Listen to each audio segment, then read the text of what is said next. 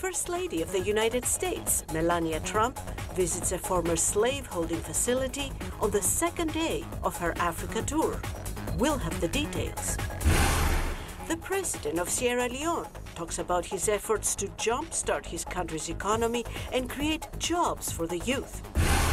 And the President of Namibia talks about priorities towards meeting the Sustainable Development Goals as well as land reforms.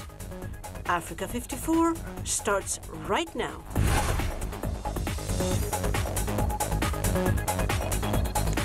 Good evening, I'm Esther Gidui. You are in for Vincent Makori. This is Africa 54. Now, the U.S. First Lady Melania Trump is in Ghana Wednesday as she continues her Africa tour that will also take her to Malawi, Kenya, and Egypt. VOA White House correspondent Patsy Widakuswara is covering Mrs. Trump and reports from Lilongwe in Malawi. On her second day in Ghana, First Lady Melania Trump visited the Cape Coast Castle, one of about 40 slave castles built on the Gold Coast of West Africa by European traders. From Ghana, Mrs. Trump is scheduled to visit Malawi's capital, Lilongwe, where many people who spoke to VOA didn't know much about the trip. No, I don't know. You don't know, you haven't heard of it? Yes. But do you know anything about her? No, I just know that it's the wife to the President of America. But this auto rickshaw driver looked forward to her visit. Whatever she can bring, if she can sit down with the leaders and see what areas can she help. I'm asking you all to join me today. Mrs. Trump is in Africa as part of her Be Best campaign, focusing on child wellness. I'm here with one goal: helping children and our next generation. I think this is an opportunity for the United States to show a more human, softer side. When you look at what she's doing, focusing on maternal and child care, focusing on education, it's a much softer issues, development issues. It's essentially a very conventional, paint by the numbers trip for a First Lady that her predecessors had done similar trips. President Donald Trump has been criticized for his past reported disparaging comments about African countries. Joshua Maservi from the Heritage Foundation says Mrs. Trump's visit should not be expected to counter her husband's rhetoric. People understand that she's the First Lady, she's not an elected U.S. government official. She is a representative, of course, but First Ladies have this unique position within administrations, and so I think that people will understand that this is a goodwill tour, that this is designed just to highlight her personal priorities around this Be Best campaign. Countries like Malawi depend on American aid programs.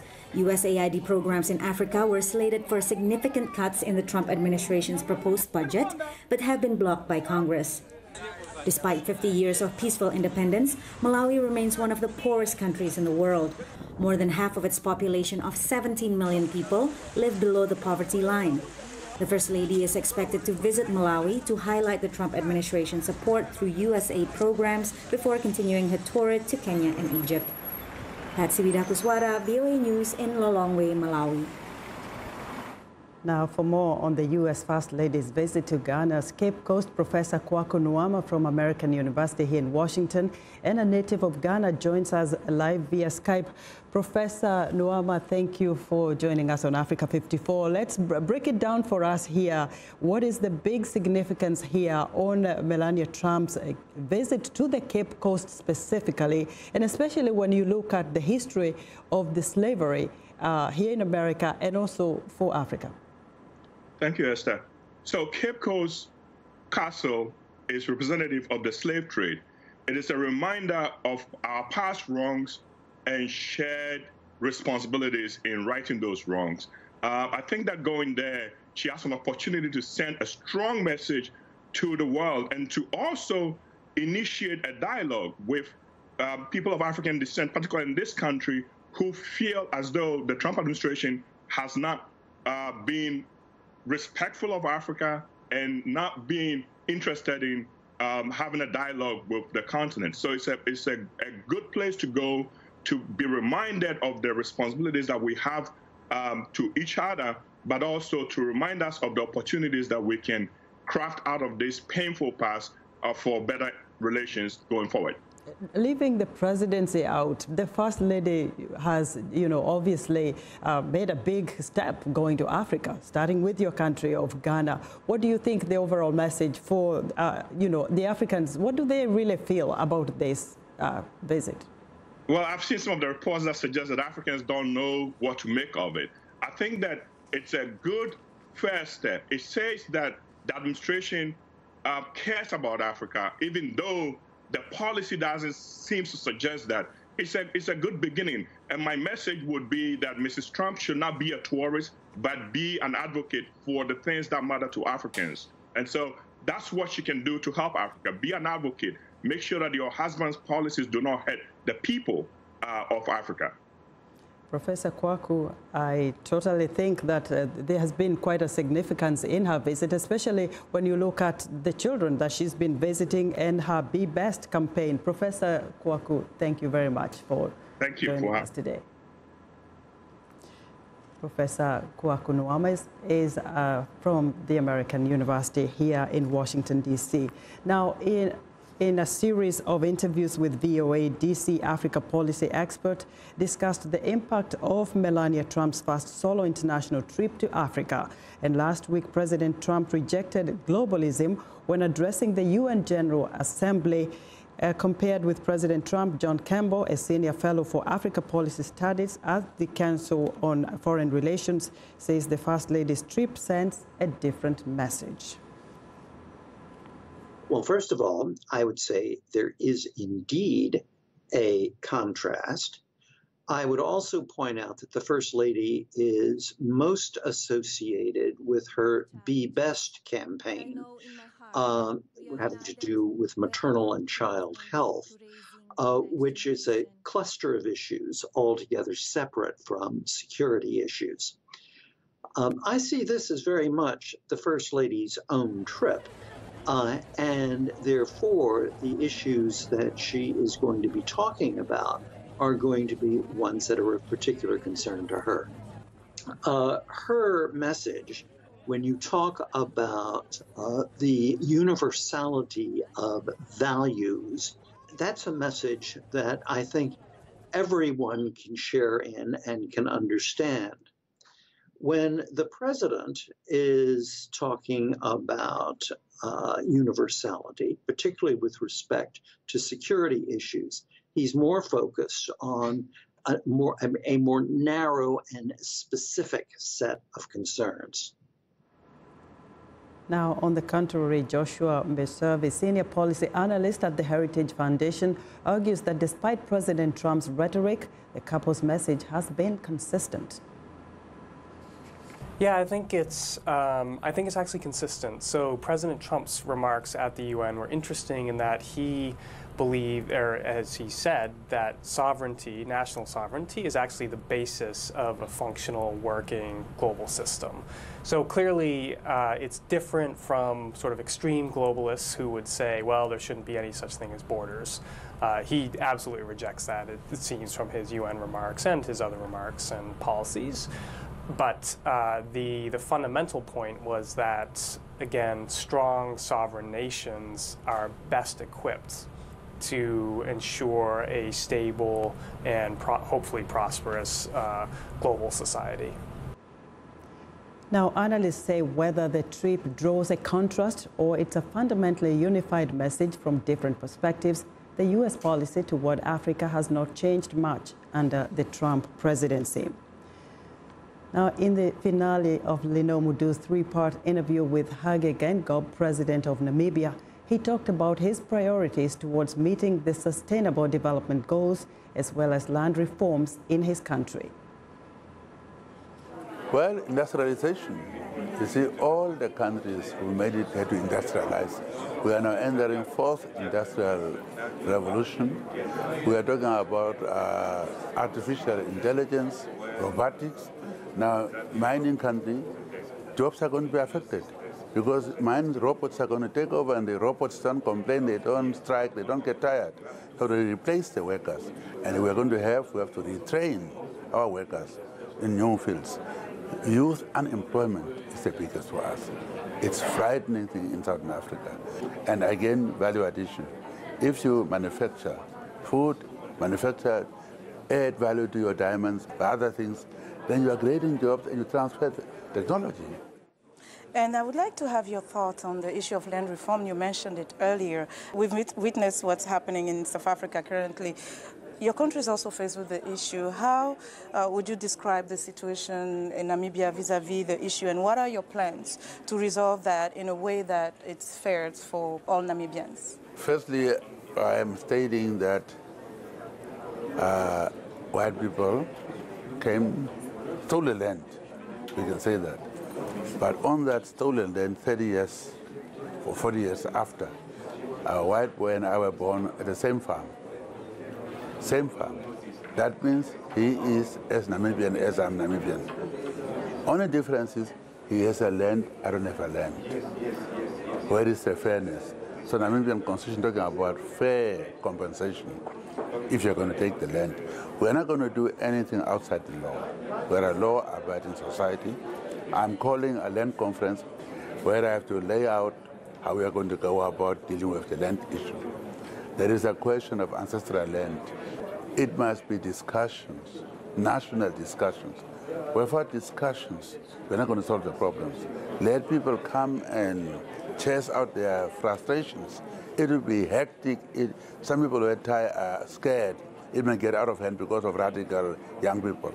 But if you leave them out, you are allowing them to organize and cause trouble. Let them come and be part of a solution. You mentioned tourism earlier. So if I was to ask you what makes Namibia a great destination for vacation, what will be your pitch? It's unique.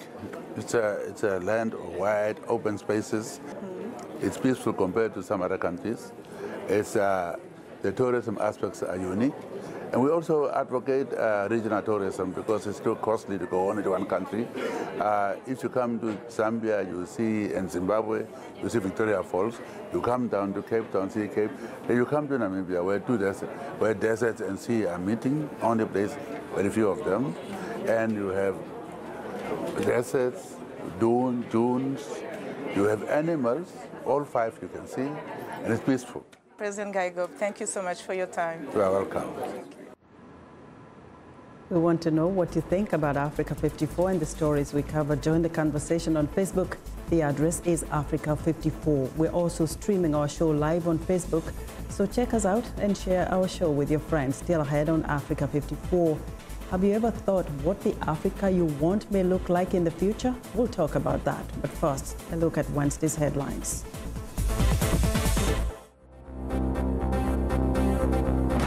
U.S. First Lady Melania Trump continues the first leg of her week-long tour of the African continent with a visit Wednesday to the Emedzamadze Palace. In Mali, Prime Minister Soumaïlou Boubèye-Maïga travels to Mopti in the center of the country to witness the official declaration of a ceasefire between armed groups, the Dogon and Fulanis. In Cameroon, an estimated 7 million people are expected to cast their ballots Sunday at presidential polls in a race that features 9 candidates. In Spain, the 248 migrants of sub-Saharan origin rescued by maritime personnel in the Western Mediterranean arrived Tuesday at the Spanish port of Motril. Finally, in Somalia, an all-female soccer team is changing perspectives and challenging traditional views of women in the nation.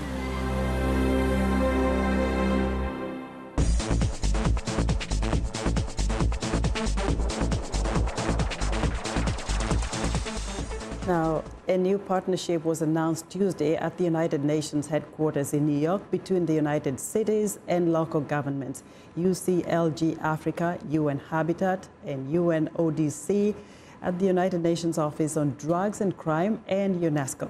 The partnership aims to develop innovative solutions for young people in Africa. UCLG Africa, along with its partners, will host the inaugural Youth Forum during the upcoming Afri-Cities Summit. And joining us via Skype from New York is Joe Ajay, Special Advisor, United Cities and Local Governments, UCLG Africa Youth Forum. Mr. Ajay, welcome to the program. Now, let's start off with this summit that is upcoming. What should we expect to hear? Well, this summit is really inaugural because it's the first time for in 20 years to have AfriCity having a whole week long of engaging youth and using innovations and sitting side-by-side decision makers and city managers and mayors to contribute effectively for them to reach their SDG for the first time. So you talk about solutions, Mr. Jay. What do you anticipate will be explored when the summit kicks off?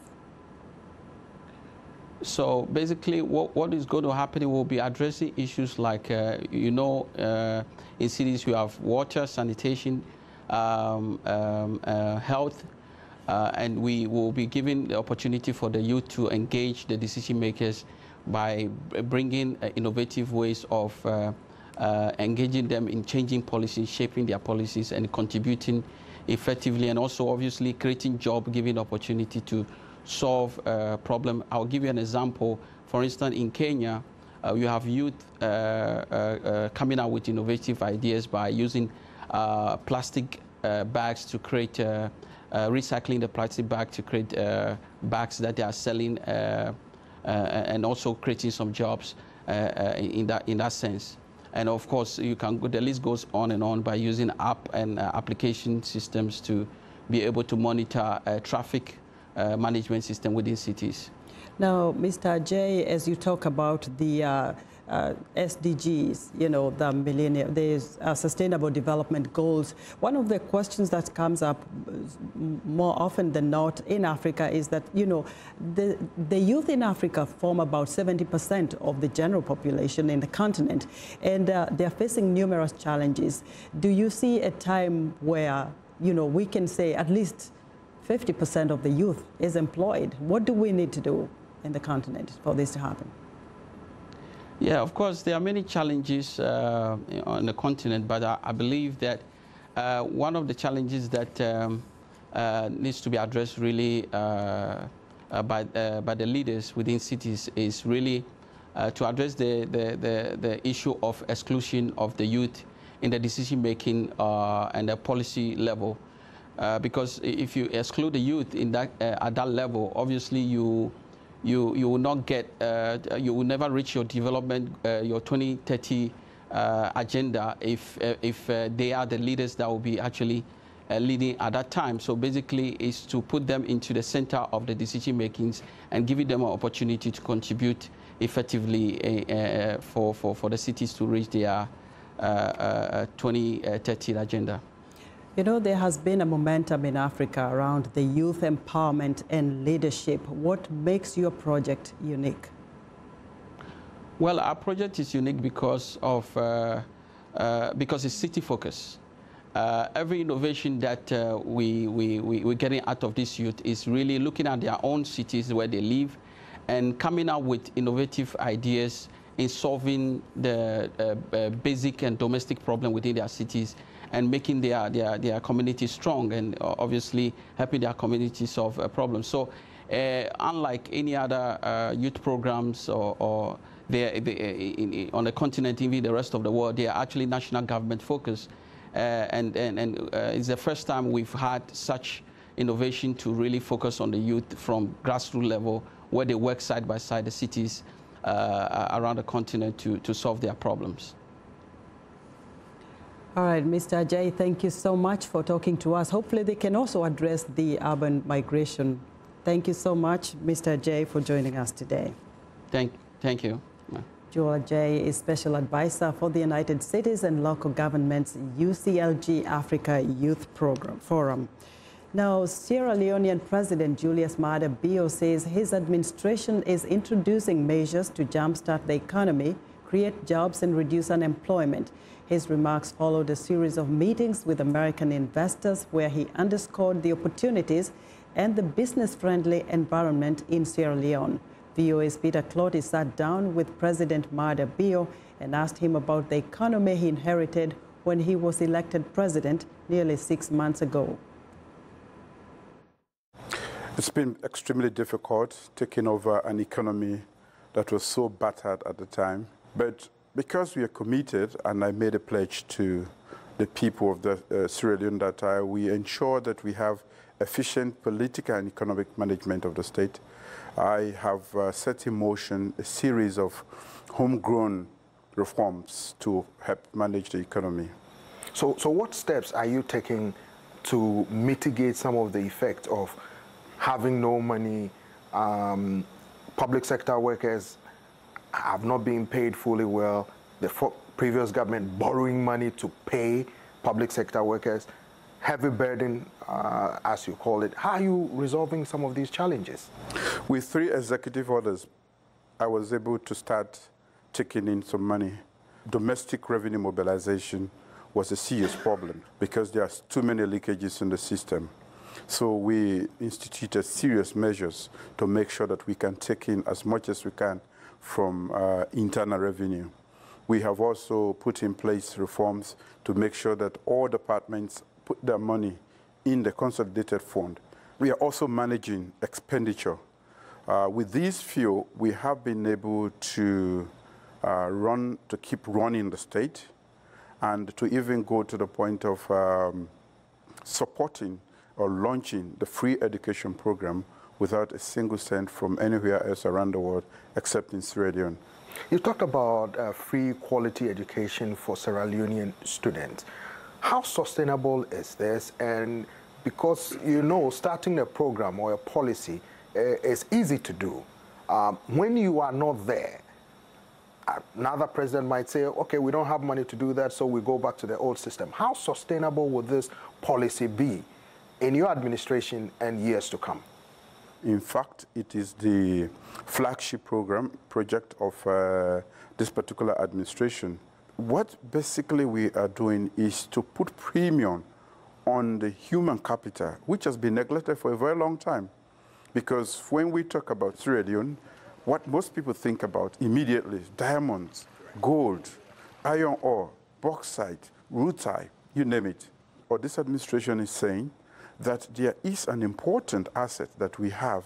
That is the target of development, the human being. The only way to make us useful in this modern world is to have education, quality education.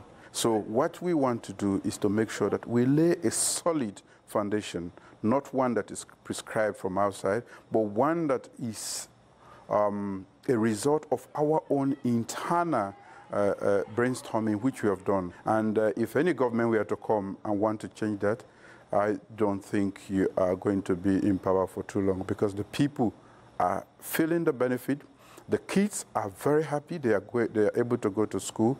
And we know that education is good for personal and also national development.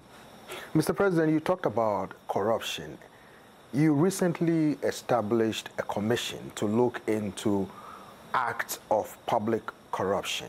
Now, some of your critics are saying this is a ploy by your administration to go after your predecessors, just a witch hunt, they said. How do you respond to that?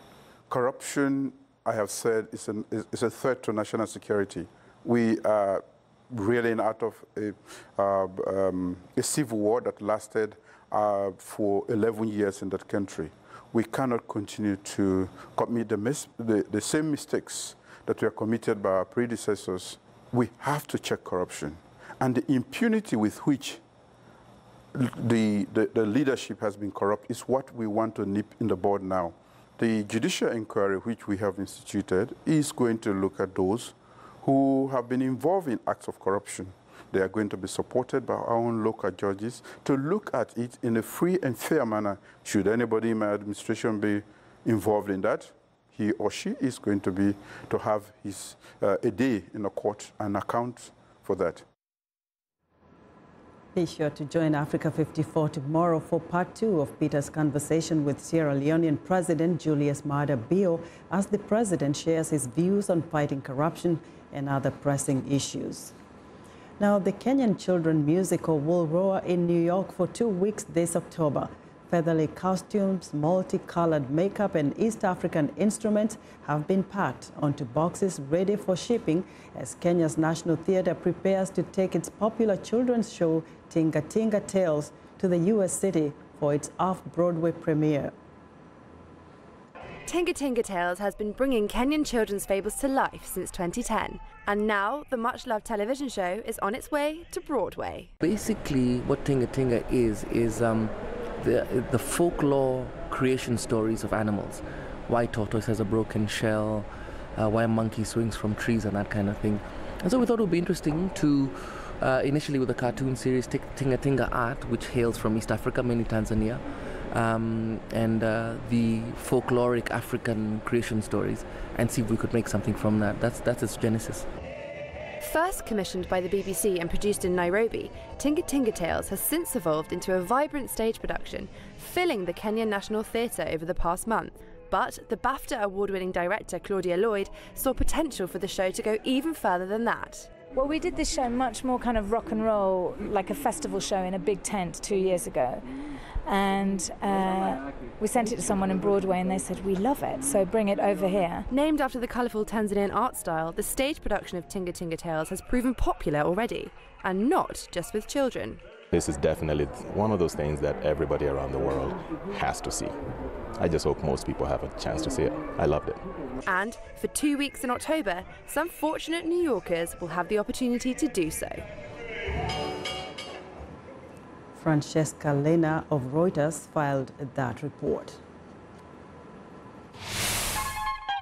The lyrics could be French, English, Portuguese, Bantu, Arabic. It is the beat. The African beat that counts. The beat does all the translations. It cuts across all languages and gives us the understanding that this is the African beat.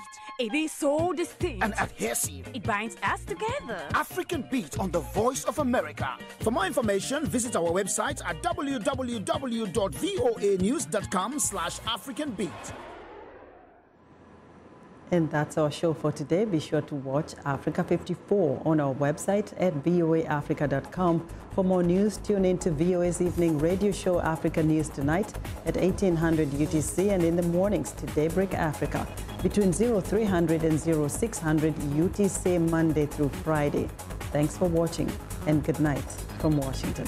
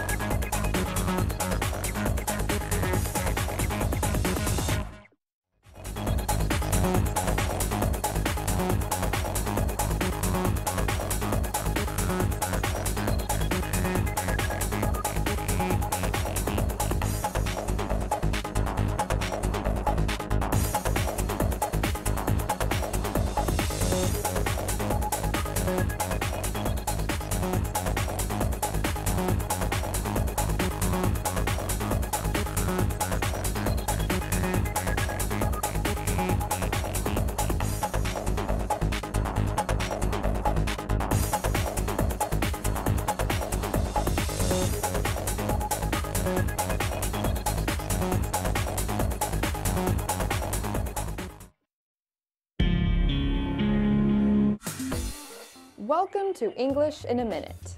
A corner is basically an angle where two sides meet. Boxed in a corner. Let's find out why these two are talking about corners. What's wrong? You look worried. My friend Nico quit his job, had a baby, and bought a new house, all at the same time. How's that going?